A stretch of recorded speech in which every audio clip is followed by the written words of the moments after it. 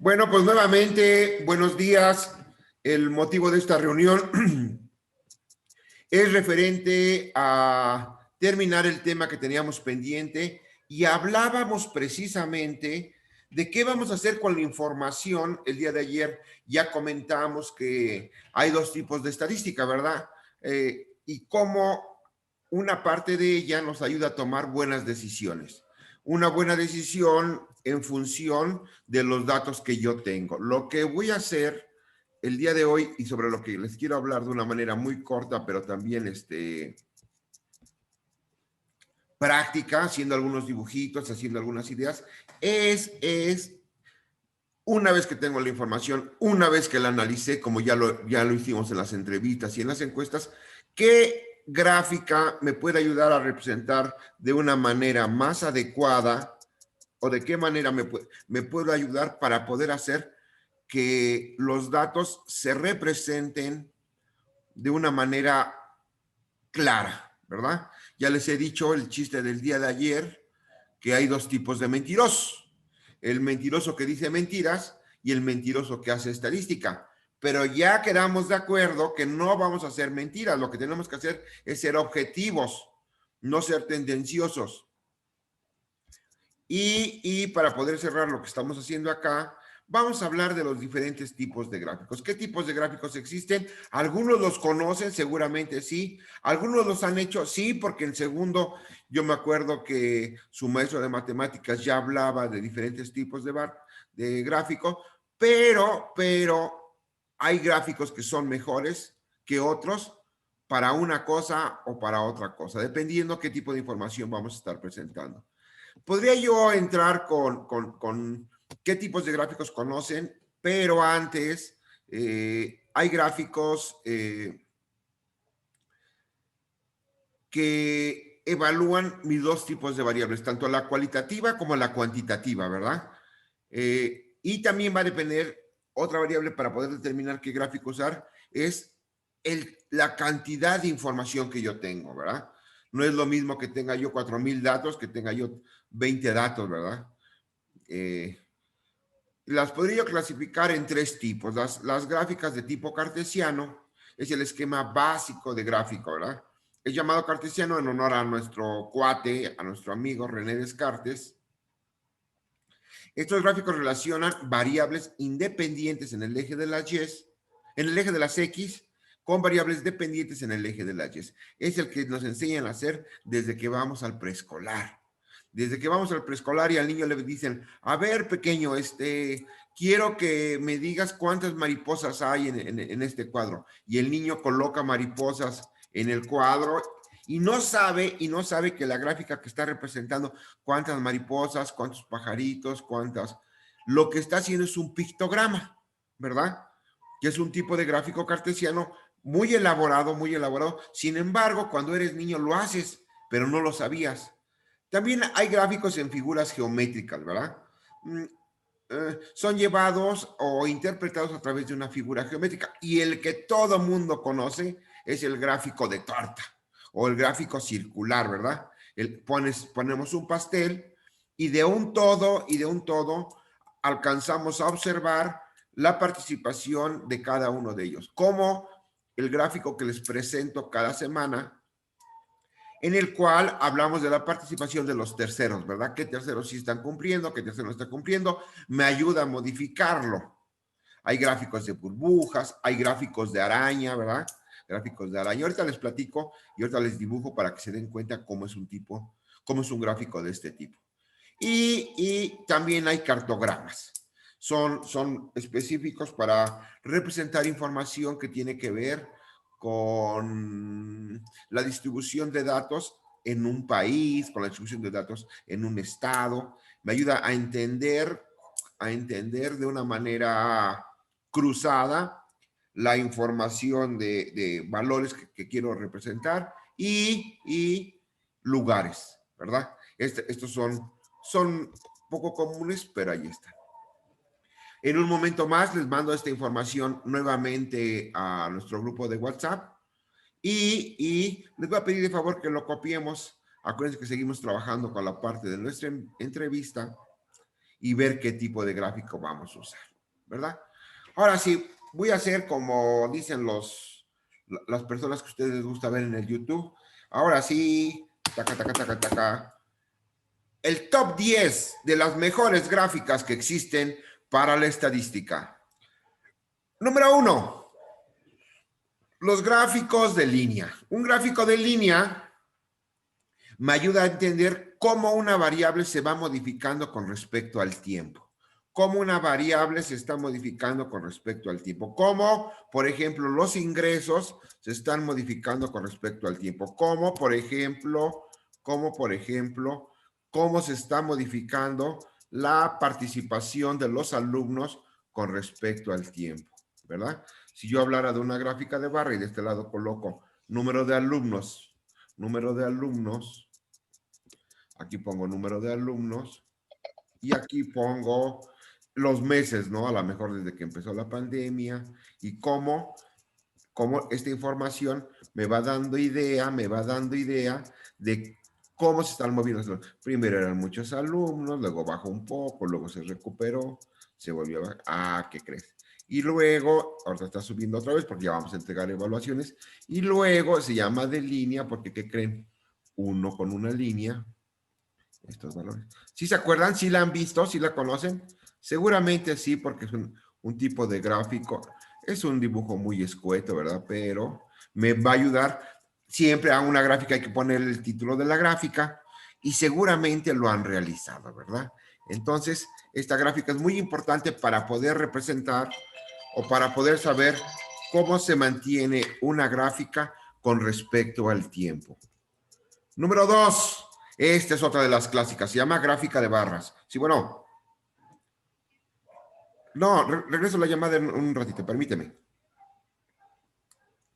La segunda gráfica se llama gráfica. Y esta es también una de las más clásicas que todo el mundo conoce porque en el eje de la... Vamos a comparar una variable con respecto a dos o tres poblaciones, ¿verdad? Dos, tres, cuatro poblaciones, las que sean. Por ejemplo, si yo tuviera yo que hablar de los desempeños de los alumnos de diferentes grados,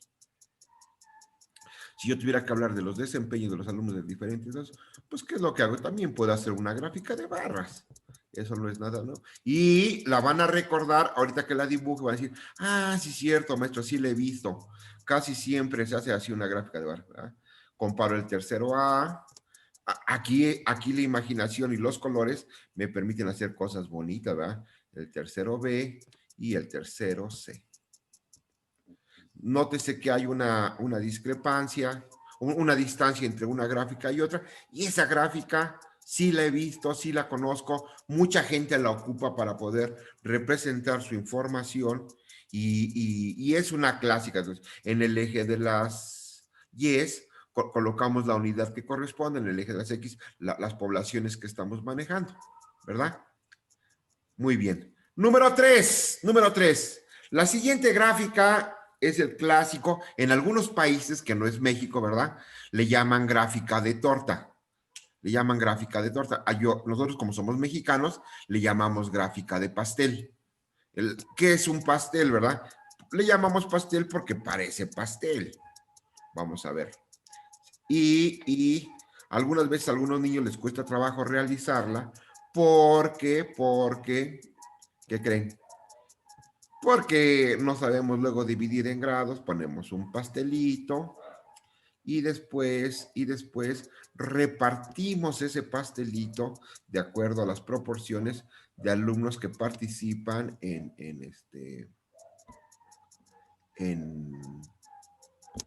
las clases de matemáticas, ¿verdad? Entonces, después a cada quien le ponen el grupo al que pertenecen.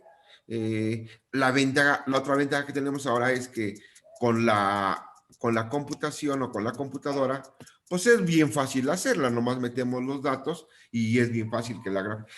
Incluso ahí mismo podemos resaltar alguna característica que necesitamos. El Excel nos permite hacer muchas cosas.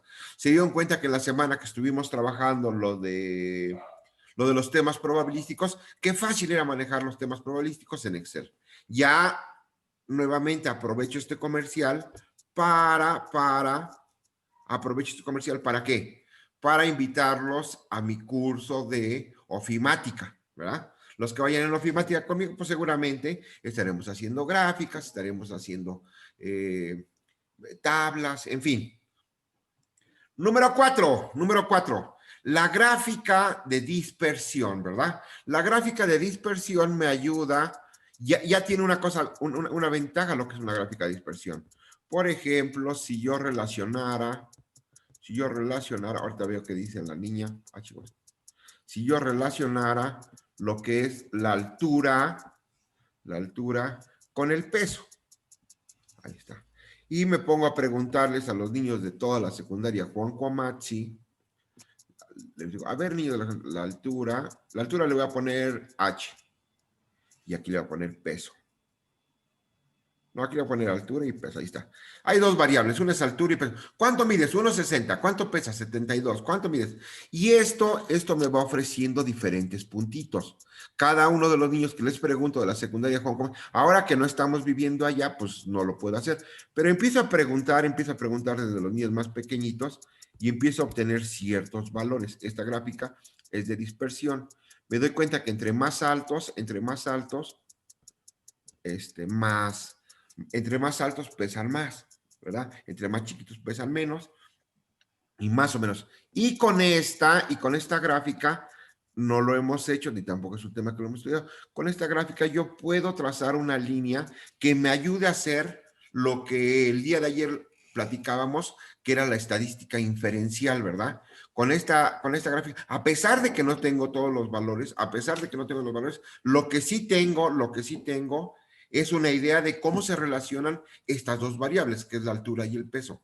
Este tipo de gráficas es muy importante, por ejemplo, para lo que está pasando el día de hoy con respecto al COVID, ¿verdad? Podría yo establecer en un corto tiempo cómo se está modificando la variable. Ya cuando vimos ecuaciones de segundo grado, ya empezábamos a hablar de diseñar modelos matemáticos, que precisamente estén prediciendo la situación al futuro, ¿verdad? Ya vimos que lo que está pasando ahora con lo del COVID era más parecido a una ecuación de segundo grado que a una línea. No era una relación lineal, sino era más bien dicho una relación de tipo cuadrática. Número 5, la gráfica de áreas apiladas. Una gráfica de áreas apiladas, ahorita toda esta información se les va a compartir en el. Por ejemplo, si yo hiciera el comparativo de hombres y mujeres de los grupos de la secundaria Juan Coamachi, a ver, casi siempre sucede que el A, B, C, D, el E tiene más niñas, ¿verdad? Entonces, asigno un color a hombres y asigno un color a mujeres. Más o menos la secundaria Juan Coamachi tiene la misma cantidad de alumnos en cada grupo. Sin embargo, la cantidad de mujeres comparado con la cantidad de hombres no es la misma. Por eso hago una gráfica, ahí está. En el tercero A, miren cuántos hombres hay, en el tercero B, en el tercero C. A pesar de que hay una misma cantidad de alumnos, aquí lo importante es hacer una corrección porque ahora estoy hablando de alumnos. Y aquí digo tercero A, tercero B, tercero C, tercero D. Y aquí son hombres. No, aquí son mujeres. Miren, aquí casi no hay hombres. Y estos son hombres. Ya se dieron cuenta, hago una gráfica de situacionales apiladas que me permite saber cómo está distribuido en diferentes poblaciones una característica. Y pueden existir muchas maneras de hacer una gráfica, pero desde un principio me da mucho mayor cantidad de información en un solo gráfico. Recuerden que lo importante no es hacer muchos gráficos, sino hacer los gráficos indicados que me ayuden a poder interpretar cada una de las situacionales. Después, número 6, gráfico de fluctuaciones, ¿verdad? También conocido como gráfica de ¿qué? Gráfica de caja, gráfica del gato, gráfica de bigotes. Este tipo de gráfica en el tercer parcial la vamos a estar estudiando, ¿verdad? Me habla de cómo se distribuye una población, de cómo se distribuye una población. Se la voy a presentar. Es muy sencilla de elaborar, pero es otro tipo de gráfica. Este tipo de gráfica a lo mejor no la han visto porque no es tan convencional. Es más difícil de leer, es más difícil de leer, pero nuevamente quiero hablar de, voy a dejar esto, seguro, se las voy a presentar. Este tipo de gráfica es una caja. Este tipo de gráfica precisamente, por eso le llaman gráfica de a ver, a ver si no sirve. Es una gráfica de caja. Es una cajita o es una barra que tiene dentro una rayita. Bueno, esto ya no está tan sencillo, ¿verdad? Uy. Tiene dentro, uy, que tiene dentro una rayita. Algunas veces la tiene muy en el centro y luego tiene unos bigotitos. La voy a comparar contra otra, miren. Híjole, ya, me va a costar más trabajo. Es una gráfica que habla sobre fluctuaciones. Estas las vamos a estar aprendiendo. Entonces, y habla desde qué valor empiezan las variables en una población y hasta dónde llegan, ¿verdad? Y habla cómo están distribuidas, cómo está dividida, las dividen en cuatro partes, como si fuera un choricito. Pero estas definitivamente yo pienso que mejor hasta que nos toque verlas, les platico bien cómo está. Otra gráfica que también, que es la número 7, ya casi acabo, la número 7 se llama gráfica de araña. Y miren qué bonito el nombre, gráfica de araña. La gráfica de araña, precisamente, o de telaraña, ¿verdad? Porque esa sería la palabra más. Una gráfica de telaraña, habla, por ejemplo, de, ya sé, voy a hablar del desarrollo emocional de un niño. Fíjense. Y entonces ponen una crucecita, ahí está. Y en cada una de las puntas, grafican una variable. Por ejemplo, si yo les dijera, a ver, ¿cómo andas de religión? ¿Cómo andas de estudio? ¿Cómo andas de deberes? ¿Cómo andas de limpieza? ¿Cómo andas de salud? ¿Cómo andas de cuánta agua tomas? ¿Cuánta familia tienes? ¿Cuánto familia, salud, cuánto lees, ¿verdad? Y después en cada una de ellas las gradúo. O digo, a ver, en tres niveles, ¿cómo andas de religión? ¿Nivel 1, nivel 2 o nivel 3? Ay, pues de religión ni hago nada. Y entonces grafico o marco un punto en cada una de ellas de cómo ando en cada una de ellas. Uy, de esto ni hago nada. Y una vez que termino de hacer mi observación en cada uno de los puntos, después los uno. Después los uno, miren. Por eso se llama de telaraña, porque parece una telaraña. Es una interpretación de una persona en diferentes aspectos. Y no necesariamente de una persona, ¿verdad? Podemos estar hablando de una población, podemos estar hablando de del municipio de Teolocholco y cómo está, por ejemplo, en infraestructura, cómo está en agua, cómo está. Y después hacemos una... ¿Qué es lo que yo busco en una gráfica de telaraña? Eso sí sería importante comentarlo. ¿Cómo lo interpreto o cómo puedo saber que la gráfica está bien? Si en la gráfica de telaraña aparece un círculo pequeño, quiere decir que es alguien que apenas que está empezando a desarrollar las cosas, que está muy bajo, que no tiene proyección, y después el siguiente nivel es que ahora sea de un nivel mejor, ya está mejorando, y lo ideal sería que llegara hasta lo máximo, ¿verdad? Sin embargo, pues tiene algunos huecos. Ya lo estaremos también observando en las siguientes semanas que nos toque nuevamente regresar con esto. Después vienen gráficas agrupadas. Las gráficas agrupadas se parecen mucho a las gráficas que yo les había hablado, que se llaman gráficas de áreas apiladas, pero las gráficas agrupadas, en lugar de hacerse de manera horizontal, se hacen de manera vertical y no necesariamente las variables están relacionadas. Puede suceder que las variables sean diferentes. Por ejemplo, si yo hablara nuevamente de los terceros y quisiera yo hacer un par de comparativos, por ejemplo, los resultados que obtuvieron en las dos materias más importantes, que es matemáticas y español. A ver, ¿cuál es el resultado de matemáticas del tercero A? Este. Y del tercero B, este. Nomás tercero A, tercero B y tercero C. Estos son los resultados que obtuvieron el tercero A, el tercero. ¿Y cuánto obtuvieron en español? Ah, bueno, en español aquí les fue mejor. Aquí les fue mejor. Híjole, siempre les da mejor. Y este le fue parejo en español y en matemáticas. ¿Ya vieron? Yo podría decir que este es el tercero A, este es el tercero B y este es el tercero C. ¿Ya vieron? Desde que lo estoy viendo me está ofreciendo una información rápida y concisa. Aquí tengo una materia, allá tengo otra materia, acá tengo las calificaciones y a ver cuánto sacaron. Aquí está el 5, aquí está el 6. Rápidamente me puedo dar cuenta qué resultados obtuvieron cada uno de los grupos, qué grupo necesitas mejorar de un solo jalón. Ya casi termino, no se preocupen. Después tengo que hablar de una gráfica de distribución poblacional, ¿verdad? De una gráfica de pirámide, que ya es el número 9. Estas, por lo general, siempre se encuentran en el INEGI, ¿verdad?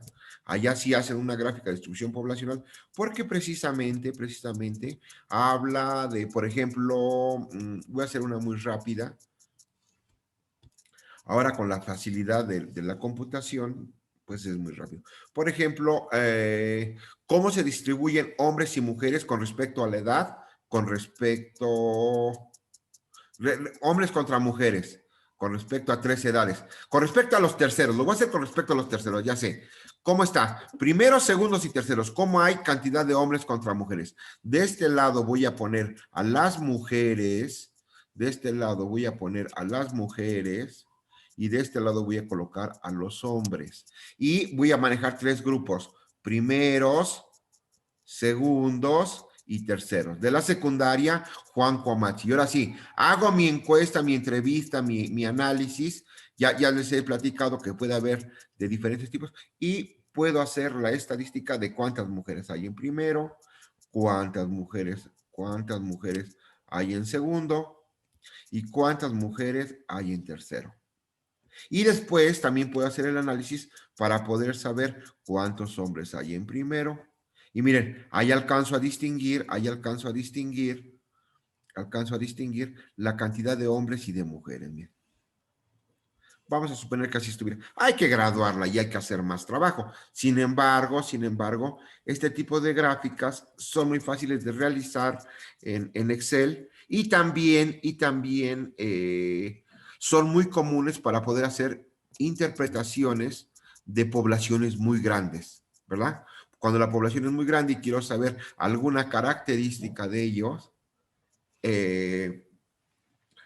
puedo hacerlo a través de una distribución de este tipo. Y para finalizar esta clase, me falta uno de mis favoritos. Yo considero que es una de mis gráficas favoritos. Se llama polígono de frecuencia. ¿Cómo se elabora un polígono de frecuencia? Híjoles, vamos a verlo. Ya que me aventé los dibujos de todos, pues ahora lo voy a hacer. Nuevamente gradúo mi eje X. El polígono de frecuencia, quiero que sepan que también tiene mucho que ver con la cantidad de datos que vamos a manejar. Cuando mi valor de datos es mayor a 50, pues me conviene trabajar con un polígono de frecuencias.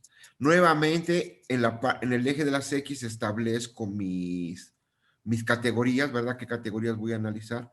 Voy a calificar la categoría. Ay, ya se me olvidó. Ahí está. Nuevamente, en mi eje de las X. Este siempre va pegado al eje de las X, miren, y voy clasificando. Grupo 1, grupo 2, este es un polígono. Profe, se parece mucho a la gráfica de barras. Sí se parece, pero no es igual. Grupo 3. En sí, esta es la estrategia para hacer el polígono de frecuencias. Este no es el polígono de frecuencias. Y después dice, marca un puntito en la parte alta de cada una de tus barras que encontraste. Ahí marco 1, marco 2, marco 3, marco 4. Vamos a suponer que hubiera 5. Y después establece líneas entre, empezando acá, fíjense, establezco acá.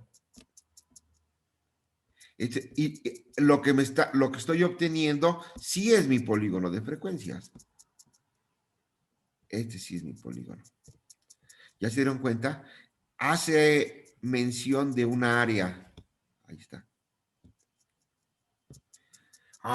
El polígono de frecuencias es precisamente esa figura que se acaba de formar, que se parece mucho a lo que estamos viendo ahora con lo de la pandemia. Después borramos las barras que están allá atrás y me quedo con este polígono que me puede dar o me indica muchas cosas cuando lleguemos a esa parte estadística. Este se llama polígono de frecuencias. Jóvenes, me dio mucho gusto haberlos visto. Sé que están agarrando malas mañas, pero